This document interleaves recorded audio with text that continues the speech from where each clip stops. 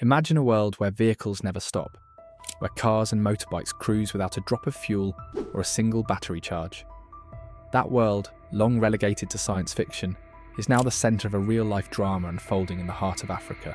While the titans of electric mobility, Tesla in America and the state-backed enterprises of China, remain conspicuously quiet. One man in Zimbabwe claims he has cracked the code. His name is Maxwell Chikumbutso, and his invention threatens to shatter our very understanding of energy.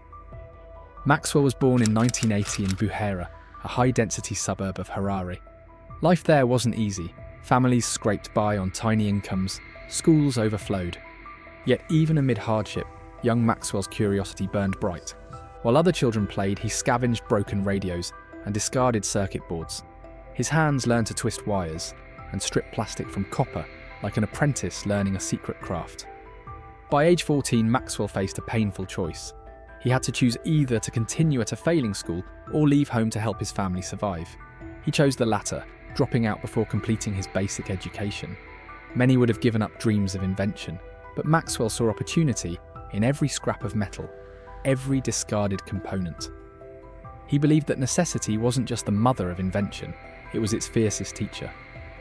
With no textbooks and no formal mentors, Maxwell taught himself the language of electronics. He reads data sheets by experimenting. He learns circuit theory by building one resistor at a time.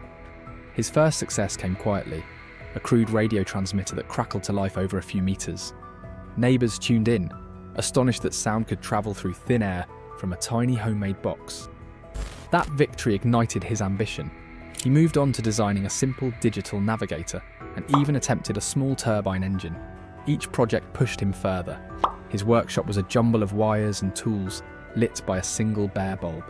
Yet from that chaos, Maxwell created working prototypes that defied his lack of formal training.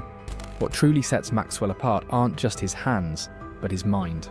He often speaks of vivid visions, moments when instructions flood his thoughts like a clear blueprint. He describes hearing whispers of guidance in the stillness of the night, as if an unseen teacher were walking him through energy formulas. To skeptics, such claims sound mystical, but Maxwell insists these revelations are real, gifts from a force he simply calls God. "I didn't study in a classroom," he says. "I learned in the spirit." Critics have scoffed, questioning how a teenager with no degrees could conceive radical devices. But facing ridicule only strengthened his resolve. He believed that faith and perseverance could overcome any barrier, financial or scientific. The culmination of his early experiments is the Microsonic energy device, MZ. In theory, the method captures ambient radio frequencies, signals from TV towers, cell phone masts, even cosmic noise, and converts them into usable electricity. No batteries, no fuel, just endless invisible energy floating in the air. To demonstrate, Maxwell built a small generator that powered a light bulb. It wasn't much, but to him it proved a principle. Energy exists everywhere. We just need to learn how to harvest it. His next step was audacious. Integrate MZ into a vehicle chassis to create a free energy vehicle, FEV. If successful, drivers could fill up by driving down any street lined with broadcast towers. Word of Maxwell's work spread quickly across Zimbabwe. Government officials took notice. President Emerson Mnangagwa lauded the invention as a monumental breakthrough, promising support for a local manufacturing plant. Investors whispered about potential windfalls, and abroad engineers watched with a mix of excitement and doubt. Could a small inventor really upend the global energy market? As whispers turned to headlines, Maxwell prepared for his biggest moment yet, the official unveiling of the FEV. He scheduled a live demonstration, one chance to silence skeptics or prove his critics right. The day of the grand unveiling arrived under a clear, bright sky in Harare. A curious crowd gathered at a makeshift track beside the presidential pavilion. Dignitaries, journalists, and a handful of skeptical engineers elbowed for the best vantage point. At the centre of it all stood Maxwell's creation, a sleek, aerodynamic prototype that looked like nothing more than a small sports car, except for one glaring omission. There was no charging port, no exhaust pipe, no hint of a conventional engine. Maxwell himself appeared calm, almost serene as he took the stage. He explained in simple terms how the MZ unit, tucked beneath the chassis, would silently harvest radio waves and turn them into the pulse of motion. He invited a volunteer, an assistant, to step inside and start the car. Tendai slid into the driver's seat. He turned a small key. The dashboard lit up, showing a 100% energy reserve. No hum of an engine, no click of a starter motor, just an eerie silence. Then the car glided forward, accelerating smoothly along the track. Onlookers gasped as it reached 60 km/h in under 5 seconds. No wires, no cables, no external power. After completing a lap, Tendai stopped, switched off the ignition, and hopped out. Journalists swarmed, microphones thrust forward. "How far can it go?" someone shouted. Maxwell smiled and replied, "As long as there are airwaves, it never stops." He gestured toward a small radio tower in the distance. That tower alone supplies enough energy to drive this car across the city all day long. Within hours, video clips flooded social media. View counts soared into the millions. In tech hubs from Silicon Valley to Shenzhen, experts pored over the footage, frame by frame, searching for hidden cables or battery packs. Some engineers praised Maxwell's ingenuity. If the demonstration was genuine, it upended everything we thought we knew about energy. Others scoffed, warning of over-unity scams that violate the first law of thermodynamics. Still, the momentum was undeniable. Several African governments reached out, eager to explore pilot programs for off-grid villages. NGOs betting on sustainable development saw a chance to bring reliable electricity to remote schools and clinics. Even major automakers sent technical delegations to Harare, curious whether this was the dawn of a new era or a spectacular hoax.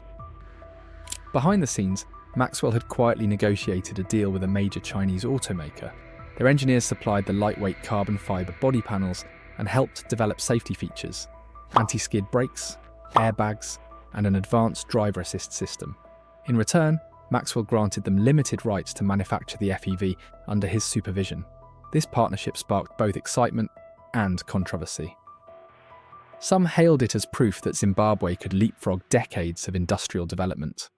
Others worried that foreign firms might siphon off the real invention and leave Chikumbutso sidelined. Maxwell addressed these fears directly. "All patents are held here in Harare," he insisted. "We control the technology. We will build the factories. We will train the workers." Imagine a Zimbabwean farmer in a remote village, miles from the nearest power line. Today he relies on a diesel generator to run his irrigation pump. Expensive fuel, noisy operation, clouds of smoke. But with an FEV, he could drive into town, top up his car's energy reserve simply by cruising past radio towers, then plug the car into her pump. No fuel, no fumes, no noise, just clean, continuous power. Or picture a clinic facing a blackout during childbirth. Instead of candles or kerosene lamps, midwives could hook up an FEV and keep lights and medical equipment running until the grid returns. In a region where power cuts are common and lives literally hang in the balance, which could mean the difference between life and death. Despite the excitement, significant obstacles remain. The scientific community demands rigorous third-party validation. Thermodynamics textbooks say you can't get more energy out than you put in. If Maxwell's MSZ truly generates excess energy, physicists will need to rewrite the rules. That requires controlled lab experiments, peer-reviewed papers, and reproducible results. Then there's the challenge of scaling up manufacturing. Building even 1,000 FEVs would require specialised parts, quality control processes, and supply chains. No small feat in a country still rebuilding its industrial base. And powerful interests in oil, gas, and conventional electric vehicles will not roll over quietly. History is littered with stories of inventors whose breakthroughs were crushed by entrenched industries. Still, Maxwell's vision has already sparked a shift in thinking. Investors who once dismissed African innovators as outsiders are now watching Harare closely. Tesla seems silent, but of course they are watching. The world is watching. Tech incubators are springing up, determined not to miss the next Maxwell Chikumbutso. Young Zimbabweans, inspired by his story, are choosing scrapyards over classrooms, hoping to build tomorrow's miracles with their own hands. On a global scale, discussions have begun about how free energy might reshape geopolitics. Countries rich in petroleum could lose revenue. Nations suffering from unstable grids could leapfrog to self-powered microgrids. The very concept of fuel as a commodity might evaporate, replaced by an era where power is as ubiquitous and as free as the airwaves themselves. Maxwell Chikumbutso's free energy vehicle may yet flounder under scientific scrutiny, or be delayed by production woes. Or it could succeed beyond anyone's wildest dreams, rewriting the story of technology and development. Either way, one fact stands: a boy from Buhera, armed with scrap electronics and unshakable belief, has dared to dream bigger than anyone thought possible. Could this major breakthrough leap Africa forward into major technological conversations? Let us know in the comments. And don't forget to like, subscribe and hit that bell so you don't miss what is next in our series.